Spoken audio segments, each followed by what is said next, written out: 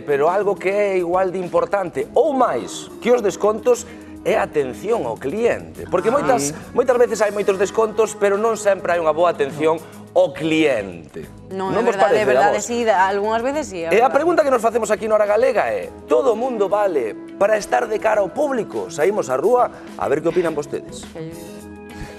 Diante do mostrador, como clienta, detrás do mostrador, como vendedora, temos empatía para entender dun lado ao outro.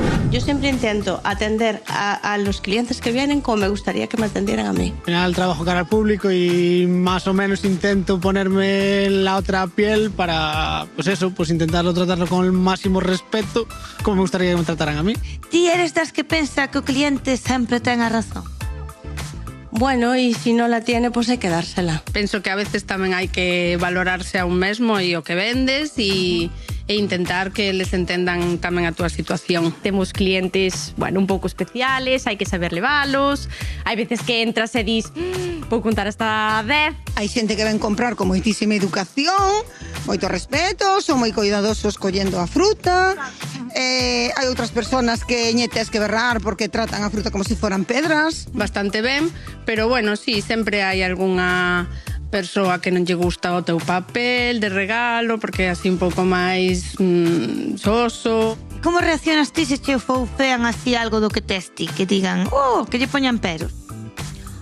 Siempre se pueden poner peros, porque lo que para mí a lo mejor está buenísimo, para ti está horroroso. Pónmelo pero con leche del tiempo, no me lo pongas con la leche fría o con la leche caliente. Pues se lo pongo. Ay, me lo has hecho muy cargado. Dije, dime, a veces ya salgo con el café así. Compran a fruta, despois vas a pesar, aparecen moitos cartos, mandanche pesar de segunda, e despois dixen, non me la llevo que é moi cara. Eu traballaba con meu pai e ás veces tamén, en sector comidas e tal, pois non lles gusta e logo non queren pagar, pero xa teñen a comida, xa habían comido e follas de reclamacións e cousas así. Écheme máis churros, 5 churros, máis café, máis non sei que, máis non sei...